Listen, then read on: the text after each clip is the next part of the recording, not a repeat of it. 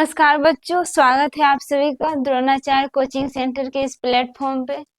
तो बताइए कैसे हैं आप सब। उम्मीद करते हैं अच्छे होंगे, मस्त होंगे, जबरदस्त होंगे और अपनी तैयारी को भी खूब अच्छे तरीके से कर रहे होंगे। तो आज हम आपके लिए हिंदी चैप्टर में जो है बहादुर, इनका जो लेखक है अमरकांत, आज हम इनके बारे में आप लोग को बताएंगे। तो चलिए शुरू करते हैं।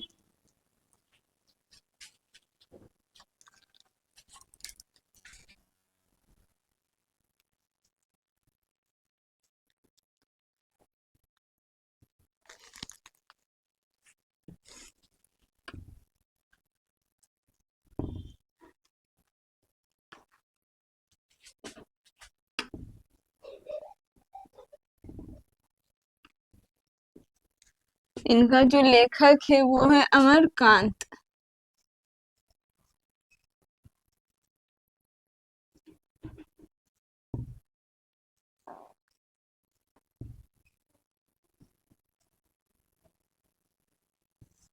अमरकांत जो है इनका लेखक है।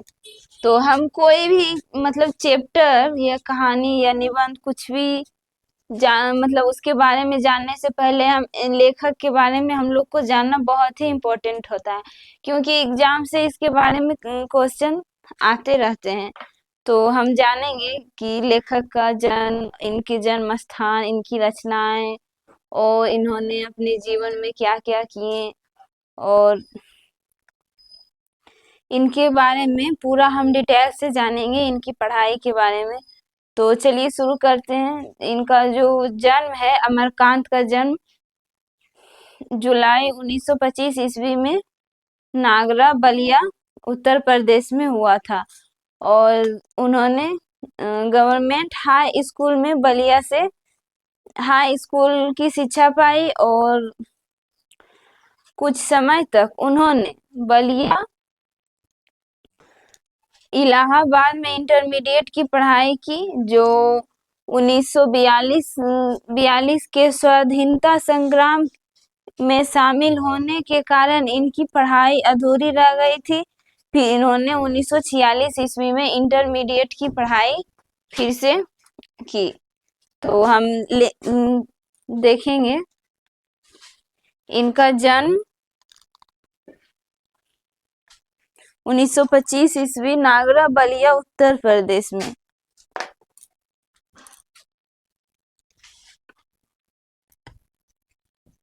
जन्म 1925 ईस्वी नागरा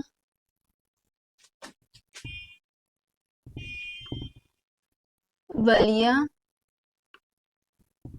उत्तर प्रदेश में। उत्तर प्रदेश में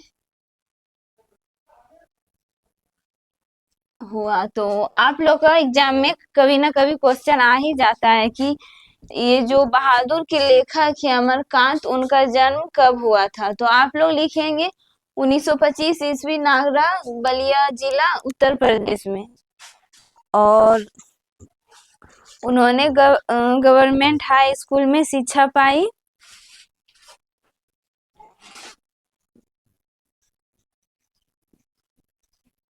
उन्होंने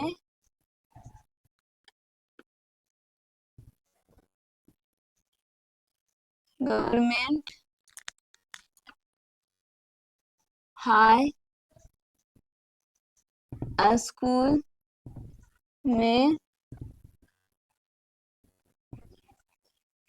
शिक्षा पाई। तो आप लोगों को क्वेश्चन पूछा जाएगा कि जो अमरकांत है उन्होंने किस मतलब कहाँ पे मतलब किस स्कूल में शिक्षा पाई। तो आप लोग लिखेंगे गवर्नमेंट हाई स्कूल में उन्होंने शिक्षा पाई। और गोरखपुर इलाहाबाद में उन्होंने इंटरमीडिएट की पढ़ाई की, जो कि स्वाधीनता संग्राम में शामिल होने के कारण उनकी पढ़ाई अधूरी रह गई थी। फिर उन्होंने 1946 ईस्वी में सतीश रामचंद्र कॉलेज बलिया से इंटरमीडिएट किया। तो आप लोग को क्वेश्चन आएगा ऑब्जेक्टिव में, 4 ऑप्शन रहेगा, उसमें से एक ऑप्शन रहेगा कि उन्होंने किस कॉलेज में इंटरमीडिएट की पढ़ाई की। तो आप लोग लिखेंगे सतीश चंद्र कॉलेज बलिया से।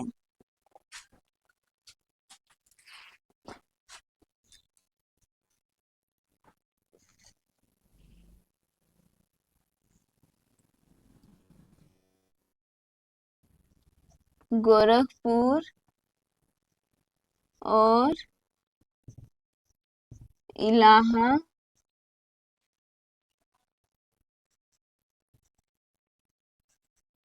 इलाहाबाद में उन्होंने इंटरमीडिएट की पढ़ाई की।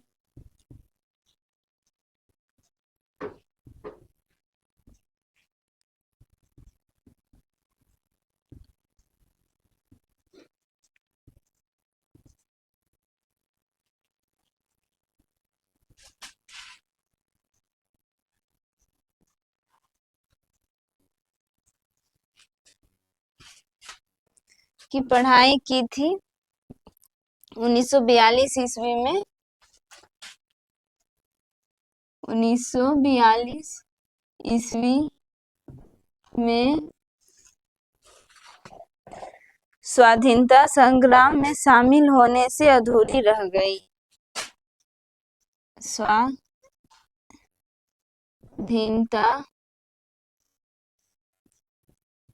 संग्राम में शामिल होने से अधूरी रह गई। फिर उन्होंने 1946 ईस्वी में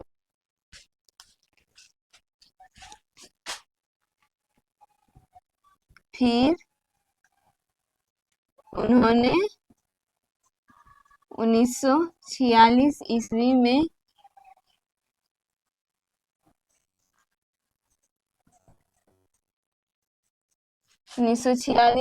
में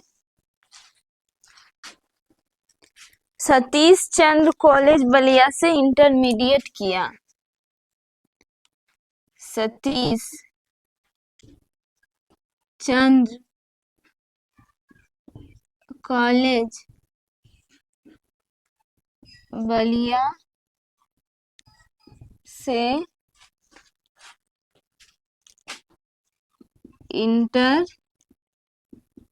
इंटरमीडिएट किया और इन्होंने 1947 ईस्वी में बीए किया।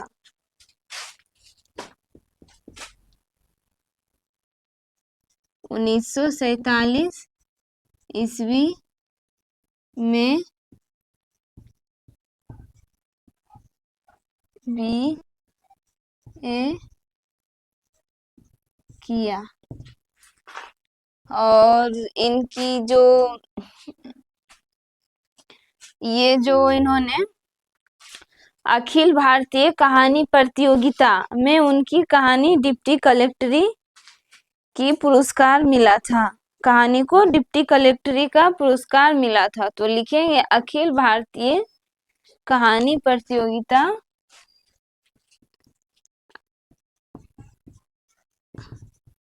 अखिल भारतीय कहानी प्रतियोगिता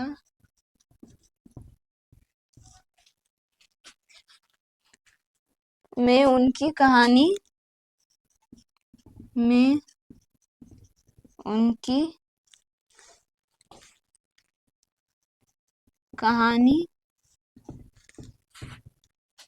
डिप्टी कलेक्टर को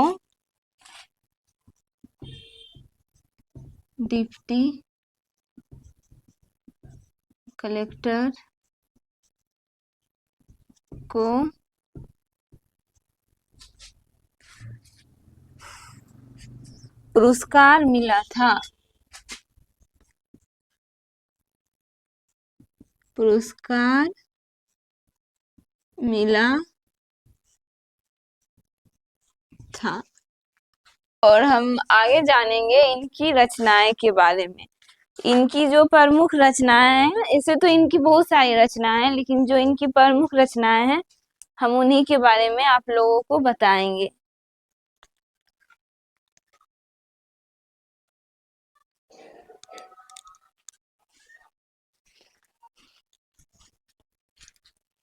तो हम इनकी रचना लिखेंगे।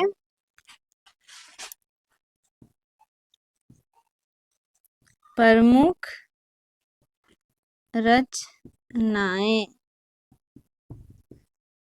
तो इनकी जो प्रमुख रचना है, जिंदगी और जोक।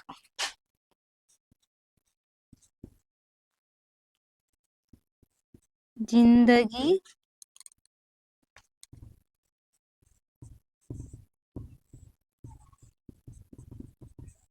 और जोक। और है कि देश के लोग। देश के लोग। और है मौत का नगर। मौत का नगर। मित्र मिलन।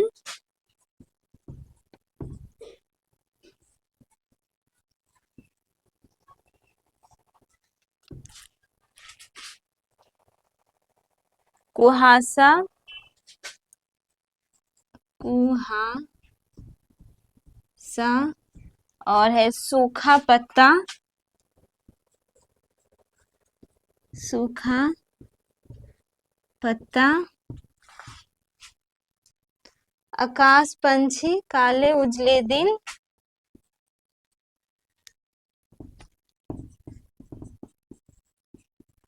आकाश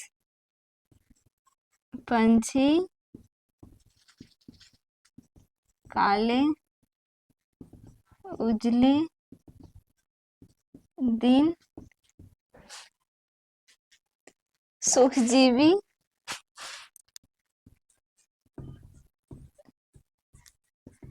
सुखजीवी। और है ग्राम सेविका। ग्राम सेविका। ये जो है, ये इनकी रचनाएं हैं, इनकी प्रमुख रचनाएं। तो आप लोग से एग्जाम में पूछा जाएगा कि जिंदगी और जो किसकी रचना है, उसमें 4 ऑप्शन रहेगा। तो एक क्वेश्चन, एक आंसर रहेगा अमरकांत। तो आप लोग क्या लगाएंगे कि अमरकांत। तो आप लोग ये सब याद कर लीजिएगा, ये सबसे जरूर आता है। तो अब हम जानेंगे कि इस कहानी में क्या लिखा हुआ है, लेखक इस कहानी के माध्यम से क्या कहना चाहते हैं। तो चलिए शुरू करते हैं। कहते हैं, अमरकांत की प्रस्तुत कहानी में मंझोले शहर के नौकर की लालसा वाले एक निम्न मध्य वर्गीय परिवार को काम करने वाले बहादुर की कहानी है। लेखक कहते हैं कि इसमें एक मध्य वर्गीय परिवार में काम करने वाले बहादुर की यह कहानी है। तो है कि एक नेपाली गवई गोरखे की परिवार का नौकरी पेशा मुखिया तटस्थ स्वर में बहादुर के आने और अपने स्वच्छंद निश्चल भाव को आत्मीयता के साथ नौकर के रूप में अपनी सेवाएं देने के बाद एक दिन स्वभाव और उसकी स्वच्छंदता के साथ हर हृदय में कसकती अंतर्व्यथा देकर चले जाने की कहानी कहता है। मतलब लेखक कहता है कि एक बहादुर है इसमें, मुखिया तटस्थ स्वर में बहादुर आने अपने स्वच्छंद निश्चल भाव को आत्मी के साथ नौकर के रूप में अपनी सेवाएं देता है और स्वभाव में स्वच्छंद के साथ अपनी हृदय में एक कसकती है। ये लेखक का कहना है। लेखक भीतर और बाहर के अर्थात को बिना बनाई सवारी सहज परिव्यक्त भाषा को पूरी कहानी बयान करता है। और हिंदी कहानी की यह नए नायक को यह कहानी प्रतिष्ठित करती है। मतलब नायक मतलब आप लोग समझते ही होंगे, नायक हीरो को कहा जाता है। तो कहते हैं कि सहसा में काफी गंभीर हो गया था, जैसा कि उस व्यक्ति को हो जाना चाहिए था जिस पर भारी दायित्व आ गया हो। वह सामने खड़ा था और आंखों को बुरी तरह मल रहा था। 12-13 वर्ष की उम्र का था और ठिकना चकैठ शरीर और गोरा रंग, चपटा मुंह, सफेद नेकर यानी हाफ पैंट। नेकर यानी हाफ पैंट को कहा जाता है। आधी बाह की सफेद कमीज, भूरे रंग का पुराना जूता पहने था। मतलब लेखक कहता है कि एक लड़का था जिसका नाम बहादुर था। वह खड़ा था और अपनी आंखों को मल रहा था और करीब 12-13 वर्ष की उम्र का था और ठिकना चकैठ शरीर था, मतलब मोटा था और उसका रंग गोरा था, मुंह चपटा था और उनका जो पैंट था नेकर वो सफेद कलर का था और आधी बाह की सफेद कमीज थी और उनका जो शूज था यानी जूता वो भूरा रंग का था और उसके गले में स्काउटों की तरह एक रुमाल बंधा था और उसको घेर कर परिवार के अन्य लोग खड़े थे। निर्मला इसमें निर्मला जो है वो लेखक की पत्नी का नाम है। तो कहते हैं निर्मला चमकती दृष्टि से कभी लड़कियों को देखती और कभी मुझको और अपनी भाई को। निश्चय ही वह पंच बराबर हो गई थी। वो जो थी निर्मला, जो लेखक की पत्नी थी, वो कभी लेखक को देखती थी, कभी अपना भाई को देखती थी और कभी उस लड़के को देखती थी। उसको लेकर साले साहब आए थे। नौकर रखना कई कारणों से जरूरी हो गया था। मेरे सभी भाई और रिश्तेदार अच्छे ओहदों पर थे। उन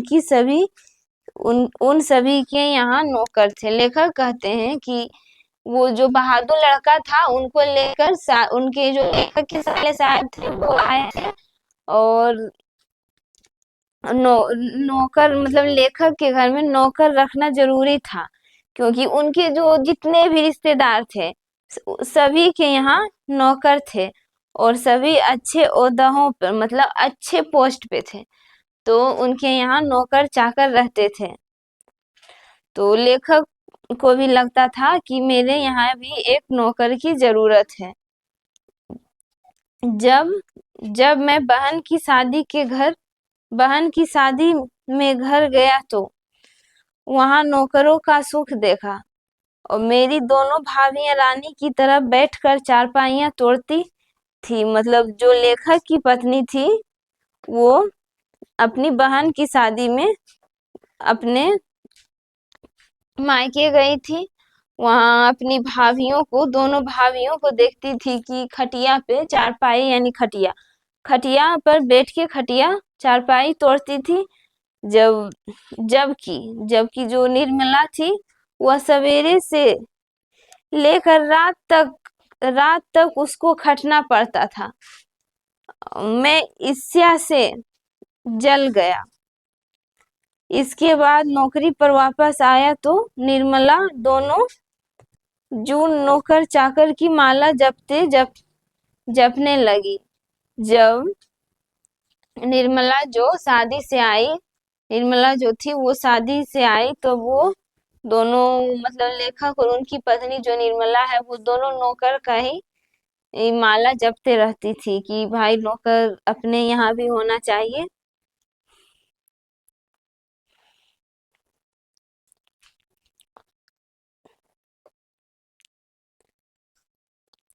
उसकी तरह अभागिन और दुखिया स्त्री और भी कोई इस दुनिया में होगी। वे लोग दूसरे होते हैं जिनके जिनके भाग्य में नौकर होते हैं। मतलब लेखक कहते हैं कि उसकी तरह अभागिन और दुखिया और भी इस दुनिया में होगी। वे लोग वे लोग अलग होते हैं, मतलब दूसरे होते हैं जो जिनके यहाँ नौकर होते हैं, जिनको नौकर का सुख मिलता है।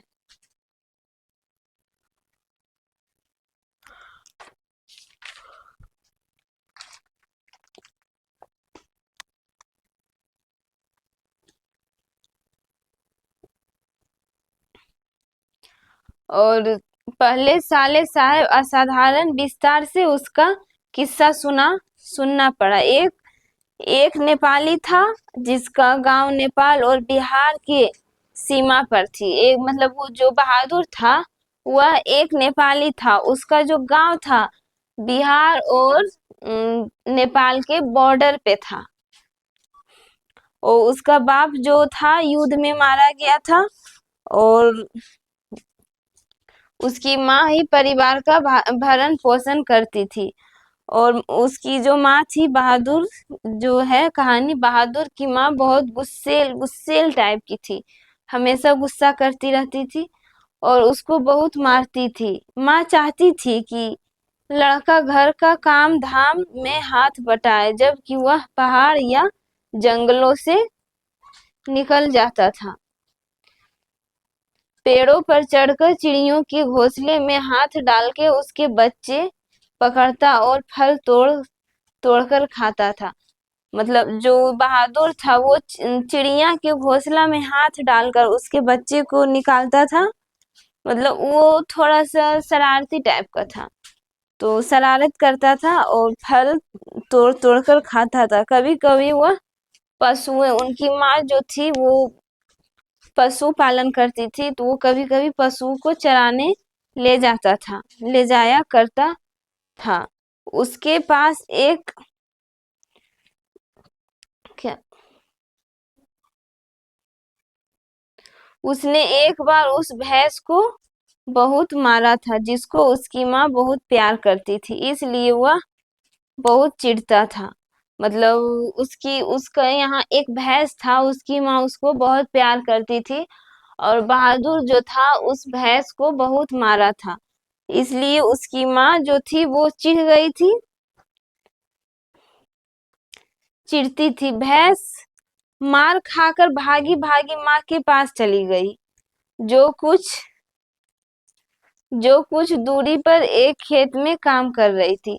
माँ का माथा ठनका, मतलब माँ गुस्सा हो गई। भैंस भागी भागी उसके माँ के पास चली आई तो उसका माँ गुस्सा हो गई। बेचारा बेजुबान जानवर चरना छोड़कर वहां क्यों आएगा, जरूर लौंडे ने ही मारा होगा। तो उसकी माँ सोच रही थी कि बेचारा ये बेजुबान जानवर चरने छोड़ के यहाँ पे क्यों आया होगा, जरूर मेरा बेटा बहादुर ने ही इसको मारा होगा। वह गुस्से से पागल हो गई थी। जब लड़का आया तो माँ ने भैंस की मार का काल्पनिक अनुमान करके एक डंडे से उसकी दोगुनी पिटाई की। मतलब जितना बहादुर जो था, जितना भैंस को मारा उससे ज्यादा उसकी माँ उसको पिटाई की। उसको वहीं कहता हुआ छोड़ कर घर लौट आई और लड़के का मन माँ से फट गया। मतलब उसका जो माँ था, उसकी जो माँ थी बहादुर की, उसको इतना मारी और उसको वहीं छोड़कर घर लौट आई। और लड़का जो था बहादुर, उसका मन जो था माँ से फट गया था और वह रात भर जंगल में छिपा रहा। और जब सवेरा हुआ तो 2 रुपए लेकर निकल गए।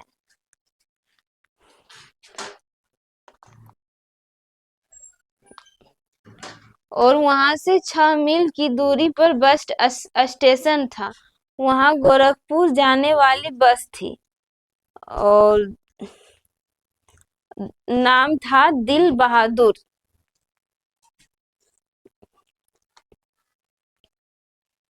लड़के का नाम में दिल बहादुर, बहादुर से दिल शब्द उड़ा दिया।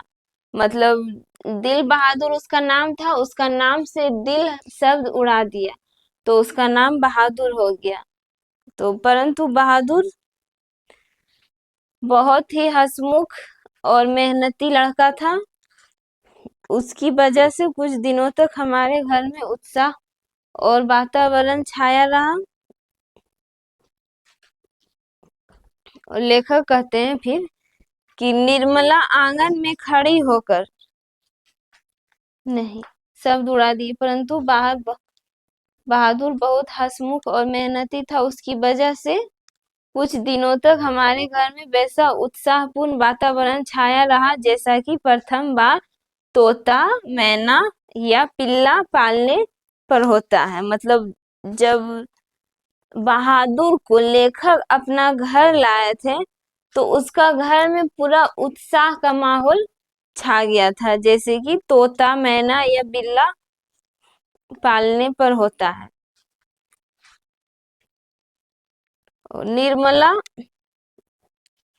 फिर लिखा हुआ है कि निर्मला आंगन में खड़ी होकर पड़ोसियों को सुनाते हुए कहती है कि बहादुर आकर नाश्ता क्यों नहीं कर लेते। मतलब जो थे, लेखक जो थे, वो बहादुर को अपना घर लाए थे क्योंकि लेखक को एक नौकर का बहुत ज्यादा जरूरी था। तो वो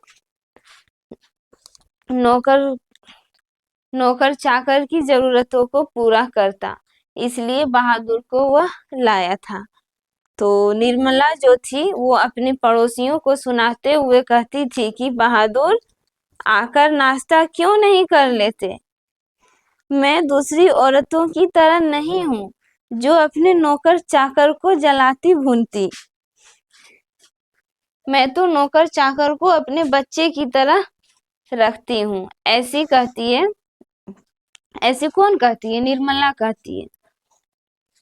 उन्होंने साफ साफ कह दिया कि मैं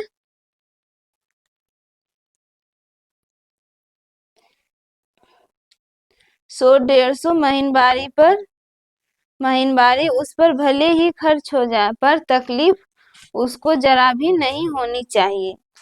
लेखक की पत्नी कहती है कि 100-150 महीनबारी उस पर भले ही खर्च हो जाए, लेकिन उसको कोई जरा सी भी तकलीफ नहीं होनी चाहिए। फिर जो था बहादुर, धीरे धीरे वह घर के सारे काम करने लगा।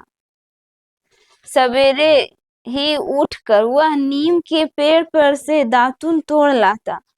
मतलब वो जंगल में रहता था, उसको पेड़ उड़ पे चढ़ने में मतलब वो चढ़ जाता था, आसानी से तोड़ लाता था। वह घर की सफाई भी करता था, कमरों का पोछा पोछा कमरों में पोछा लगाता, अंगीठी जलाता, चाय बनाता और पिलाता, दोपहर में कपड़े धोता और बर्तन भी मलता था। इतना सारा काम एक छोटा सा लड़का जो करीब 12-13 साल का था, वह इतना सारा काम करता था। वह रसोई में बनाने को जिद करता। निर्मला स्वयं सब्जी रोटी बनाती और निर्मला को उसकी बहुत फिक्र रहती थी। उसकी उन दिनों तबीयत ठीक नहीं रहती थी, इसलिए वो कुछ दवा ले रही थी। बहादुर उसको कोई काम करते देख कहता था, माता जी मेहनत न करो। मतलब निर्मला जब भी काम करती थी तो देखता था वो, तो बोलता था, माता जी मेहनत मेहनत न करो, तकलीफ बढ़ जाएगा। वह कोई भी काम करता होता, समय होने पर हाथ धोकर भालू की तरह दौड़ता था और कमरे में जाता था और दवाई की डिब्बा झट से ला के निर्मला के सामने रख देता था।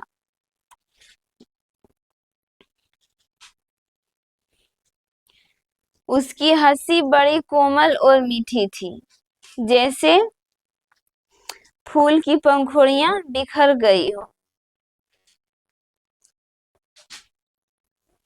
मैं उससे बातचीत करना चाहता था, पर ऐसी इच्छा करते हुए मैं भी जानबूझकर गंभीर हो जाता, दूसरी ओर देखने लगता। निर्मला कभी कभी उससे पूछती थी कि बहादुर, तुमको अपनी माँ की याद आती है? तो बहादुर कहता था नहीं। तो निर्मला बोली क्यों? तो बहादुर बोला वह मारती है। तो इतना कहकर खूब हंसा, जैसे कि वह उसके लिए मार खाना खुशी की बात हो। तब वो अपना पैसा माँ के पास कैसे भेजने को कहते हो? मतलब लेखक की पत्नी जो है निर्मला, वो कहती तब तुम अपना पैसा माँ के पास भेजने को कैसे कहते हो? माँ तो ये बोलता है बहादुर कि माँ बाप का कर्ज तो जीवन भर भरा जाता है। और वह भी हंसता था। रात को काम धाम करने के बाद वह भीतर बरामदे पर एक टूटी सी बसखट पर अपना बिस्तर बिछाया करता था। मतलब एक टूटा सा खटिया था, उस पर वो अपना काम धाम निपटा के वो अपना बिस्तर बिछाया करता था। वह बिस्तर पर बैठ जाता, जब अपनी जेब से एक कपड़े की एक गोल सी टोपी, नेपाली टोपी निकालकर पहन लेता। फिर वो छोटा सा आईना निकाल कर बंदर की तरह अपना मुंह देखता था। मतलब बहादुर जो था, जब वो सोने जाता था तो अपना जेब से नेपाली टोपी निकाल कर पहनता था, फिर आईने में बंदर की तरह अपना मुंह देखता था। वह बहुत प्रसन्न नजर आता था। इसके बाद कुछ और ही चीजें उसकी जेब से निकलकर उसके बिस्तर पर सज जाती थी। कुछ गोलियां, पुराने ताश की एक गड्डी, खूबसूरत सी पत्थर की टुकड़े, ब्लेड, कागज की नावें, और कुछ देर तक उनसे खेलता।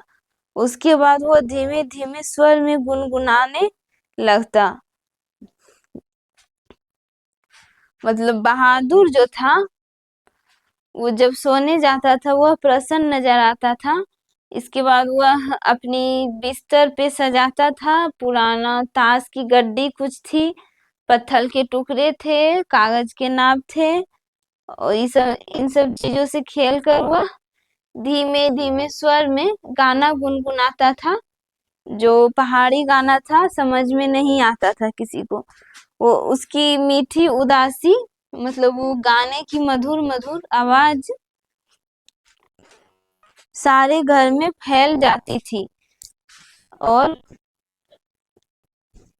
फैल जाती थी, जैसे कोई पहाड़ की निर्जनता अपने किसी बिछड़े हुए साथी को बुला रहा। वो इस तरह गाना गाता था कि जैसे कोई बिछड़ जाता है तो बुलाता है, उसी तरह से।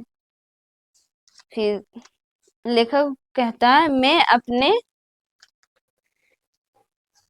को बहुत ऊंचा महसूस करने लगा था और अपने परिवार संबंधी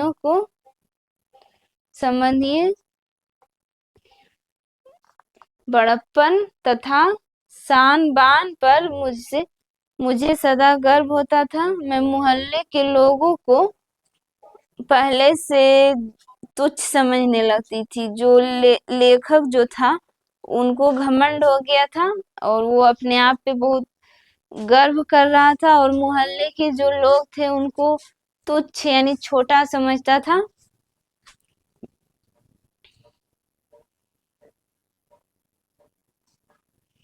फिर किसी को मामूली से मामूली काम करना होता था, वो बहादुर को आवाज देता था, बहादुर एक गिलास पानी लाओ, बहादुर पेंसिल गिर गई, बहादुर उठाना। इसी तरह से फरमाइशें बढ़ने लगी। और बहादुर घर की फिरकी की तरह नाचता था। मतलब इतना सब बहादुर को परेशान करने लगा था कि बहादुर ये, बहादुर वो, ये करो, वो करो, ये तो पूरा घर में वो फिरकी की तरह नाचता था।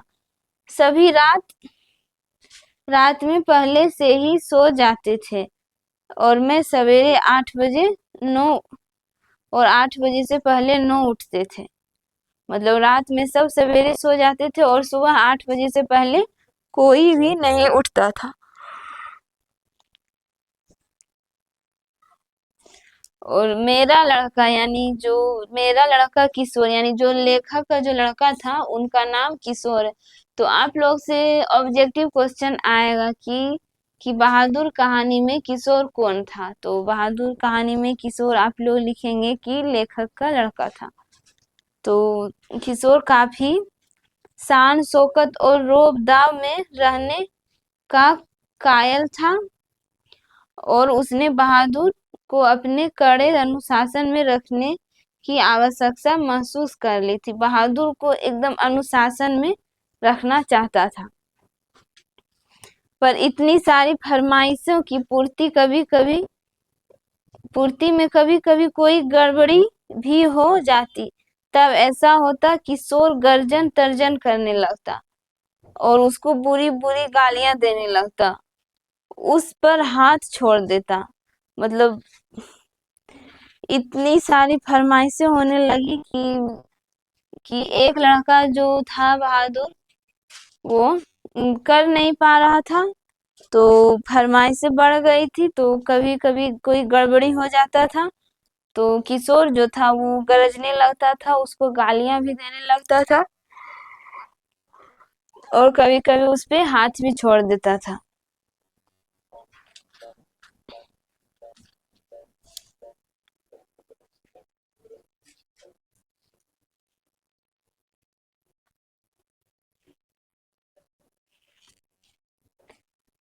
फिर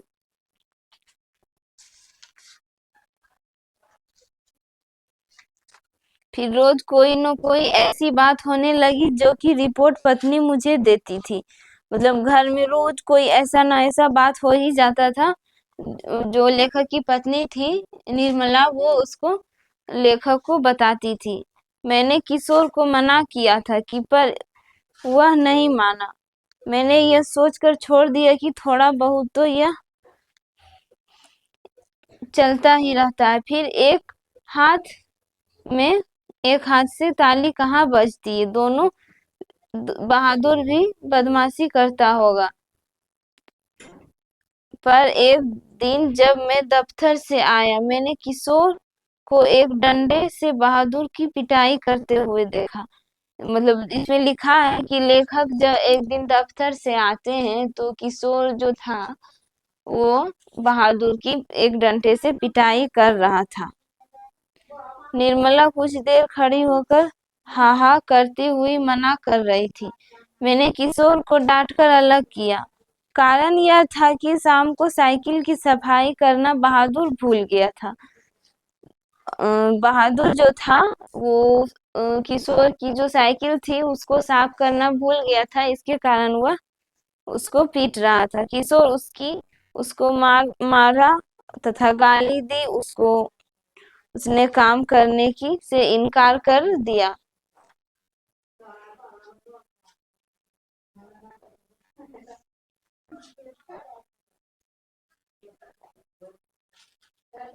फिर लिखा हुआ है निर्मला बहुत पतली पतली रोटियां सेकती थी इसलिए वह रोटियां बनाने के लिए बहादुर से नहीं कहती थी। निर्मला जो थी वो पतली पतली रोटियां सेकती थी इसलिए क्योंकि वो लड़का था 12-13 साल का था तो कितना ही रोटी बनाएगा। वो नरम नरम रोटियां बनाती थी इसलिए उसको पसंद नहीं पड़ता था। इसलिए वो खुद से बना लेती थी। इसलिए वो रोटी बनाने का काम कभी बहादुर को नहीं देती थी। लेकिन मोहल्ले की सभी औरतें उसे यह सिखा दिया कि परिवार के लिए रोटियां बनाने के बाद बहादुर को कहे कि अपनी रोटी खुद बना लिया करे।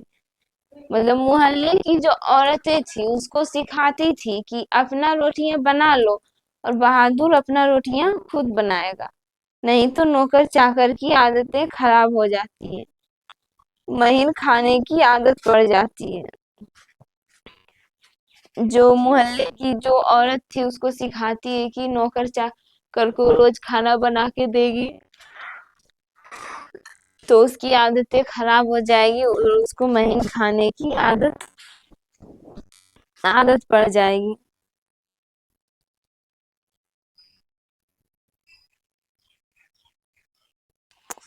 और यह बात निर्मला को जच गई और रात में उसने ऐसा ही प्रयोग किया। वह अपनी रोटियां बना कर चौके पर से उठ गई।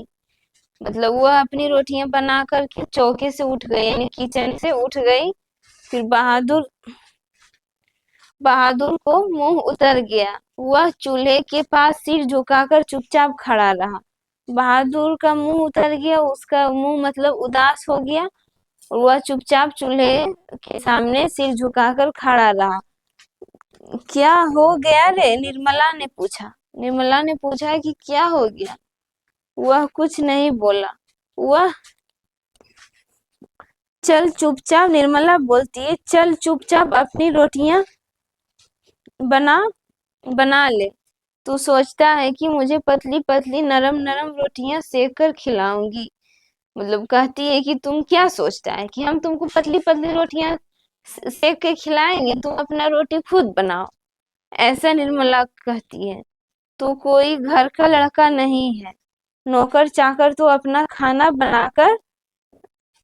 बनाकर ही खाते रहते हैं। कहती है कि तू घर का लड़का नहीं है, नौकर चाकर तो अपना खाना खुद बना के खाते हैं, इसलिए तुम भी अपना रोटी खुद बना के खा लो।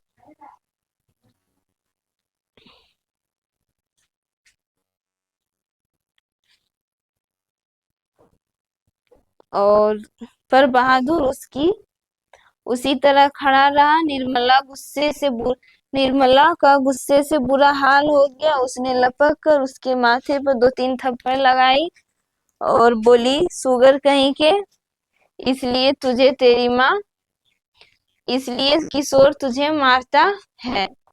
निर्मला कहती है कि इसलिए तुझे किशोर मारता है कि तुम काम नहीं करता है, और कहती है इसी वजह से तेरी माँ भी तुझे मारती होगी।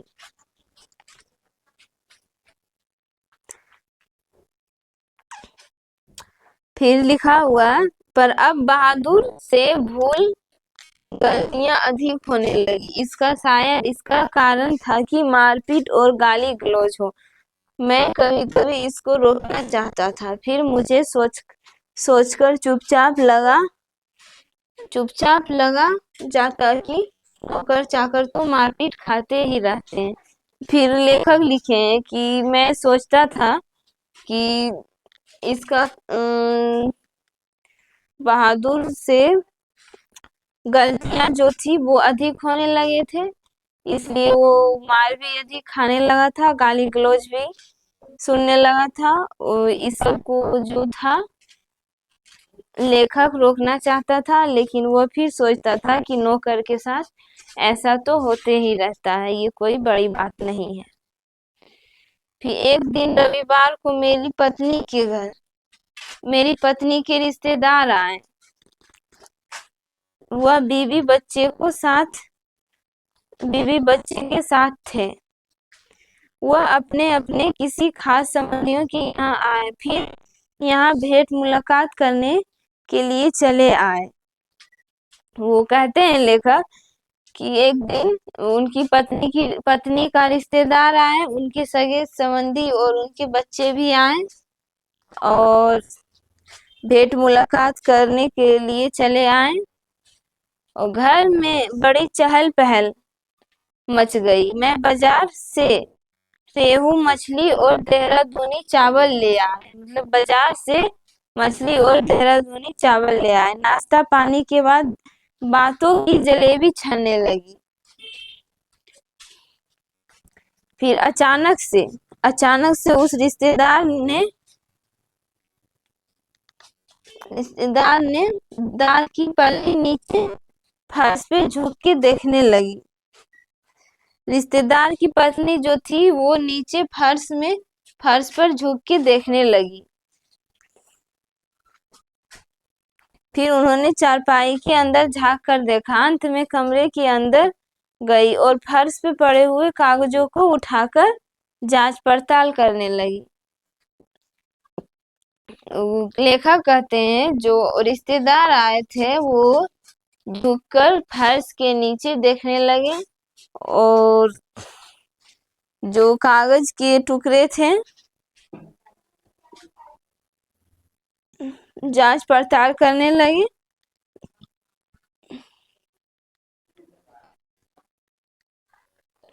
फिर मैंने पूछा क्या बात है। रिश्तेदार की पत्नी जबरदस्ती मुस्कुराकर मजबूरी में सिर हिलाते हुए बोली, क्या बताऊं, 11 रुपए साड़ी के खुट्टे से निकाल कर। कहती 11 रुपए साड़ी के खूट से निकाल कर यही चारपाई पर रखे थे, वे मिल नहीं रहे। तो लेखक को कहते हैं उनके जो रिश्तेदार थे वो कहते हैं कि उनके जो पैसे थे वो 11 रुपए थे, वो साड़ी से निकाल के खटिया पे रखे थे, वो मिल नहीं रहे हैं।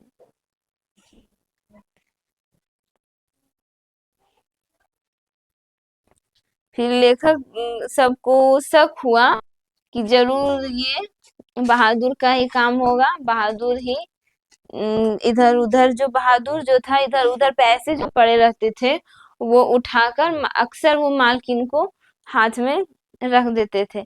तो इसी तरह से सबको शक होने लगा कि ये पैसे जरूर बहादुर ने ही चुराए होंगे या लिए होंगे। फिर जो लेखक है वो बहादुर से पूछता है, बहादुर, मैंने बहादुर की ओर तिरछी दृष्टि से देखा। वह सिर झुकाकर आटा गूंद रहा था। उसके चेहरे पर संतुष्टि और प्रफुल्लता थी। उसने ऐसा काम तो कभी नहीं किया, बल्कि जब कभी उसने 2-4 रुपए इधर उधर पड़े देखे तो उठाकर निर्मला के हाथ में दे दिए करते थे। पर किसी के दिल की कोई बात कोई कैसे जान सकता है। नो मालूम अचानक मुझे क्या हो गया, मैंने गुस्से में आ गया। बहादुर से पूछा कि बहादुर, और उसने कड़े स्वर में कहा, जी बाबूजी, इधर आओ। वह आकर खड़ा हो गया। फिर लेखक पूछते हैं कि तुमने यहाँ से रुपए उठाए। बहादुर कहते हैं, जी नहीं बाबूजी। और उसने निर्भय उत्तर दिया, मतलब बिना कोई हिचकिचाहट से उसने उत्तर दिया। तो वह ठीक ठीक बताओ, मैं बुरा नहीं मानूंगा। फिर लेखक बोलता है, नहीं बाबूजी, मैं लेता तो बता देता।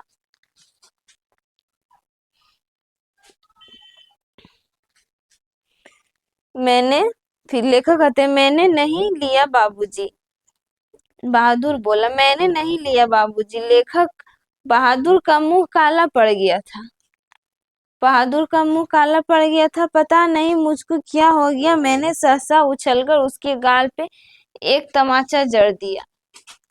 लेखक का मुंह काला पड़ गया था, नहीं, बहादुर का मुंह काला पड़ गया था और ये जो लेखक थे उसके गाल पे एक तमाचा मार दिए थे। वो गुस्से में आ गए थे। और लिखा है कि मैं आशा कर रहा था कि ऐसा काम करने से वह बता देता, अगर वो ऐसा काम करता तो वह बता देता। तमाचा खाकर वह गिरते गिरते बचा। उसकी आंखों से आंसू गिरने लगे। उसका आंखों से आंसू गिरने लगे और कहने लगा, मैंने नहीं लिया। इसी समय रिश्तेदार साहब की अजीब हरकत की और कहा, छोड़िए इसको, पुलिस के पास ले जाता हूँ। रिश्तेदार कहते हैं कि छोड़िए, ये ऐसे नहीं बताएंगे, इसको पुलिस के पास ले जाना पड़ेगा। पर उसने दरवाजे के पास उससे धीरे से बोला, देखो तुम मुझे बता दो, मैं कुछ नहीं करूंगा बल्कि तुमको इनाम में 2 रुपए दूंगा। रिश्तेदार कह रहे थे कि अगर तुम मुझे बता दोगे तो मैं तुमको कुछ नहीं करूंगा, तुमको इनाम के तौर पे 2 रुपए दूंगा।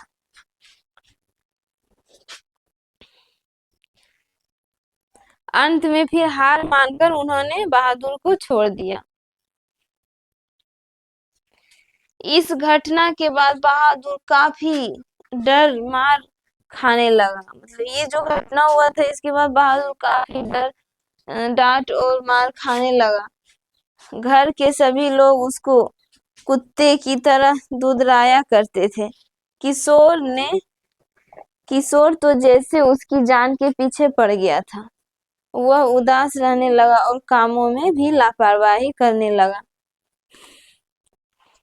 किशोर जो था लेखक का लड़का था, वो बहादुर के पीछे ही पड़ गया था और हमेशा उसको कुत्ते की तरह दुधराया करता था, डांटता था, मार खाता था।